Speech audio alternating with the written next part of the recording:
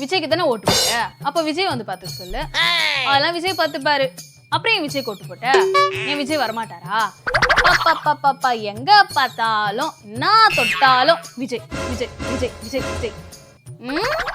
அவ்வளோ வன்மத்தை கொட்டிட்டு கிடக்குறீங்க. ஒண்ணுமே கிடையாது. ஒரு சின்ன ஒரு இடத்துல ஆக்சிடென்ட் ஆகுது, ஒரு பைக் ஆக்சிடென்ட் நடக்குது. அவர் யாருன்னு தெரியல, என்ன விஷயம், என்ன மேட்ரு எதுன்னு தெரியல.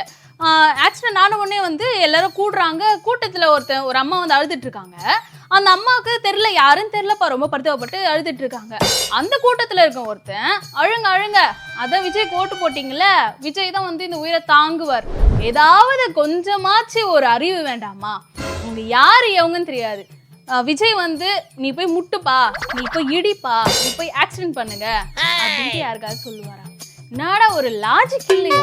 கதறது ஒரு லாஜிக்கா கதற மாட்டீங்களா? இது ஒரு பக்கம் போனா ஒரு பக்கம் இன்விடேஷன். என்ன இன்விடேஷனு?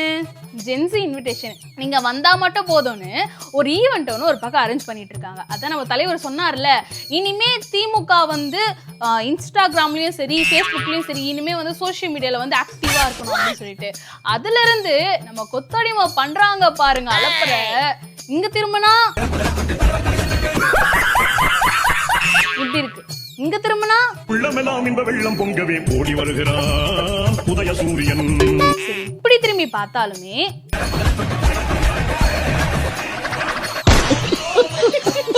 இப்படிதான் கொஞ்ச நாட்களாக நம்ம டிஎம்கே உடைய அந்த தொண்டர்கள் வெறித்தனமா வந்து சோசியல் மீடியால பயங்கரமா ஆக்டிவேட்டா போயிட்டு இருக்காங்க. சரி, நீங்க சொல்லுங்களேன், ஏதாவது ஒரு பிரச்சனைனா விஜய் தான் காரணம் அப்படின்னு சொல்லுவாங்கல்ல, அவங்களுக்கு ஏதாச்சும் நீங்க ஒரு ரிப்ளை பண்ணணும்னு நினைச்சா கண்டிப்பா கமெண்ட்ல ரிப்ளை பண்ணுங்க.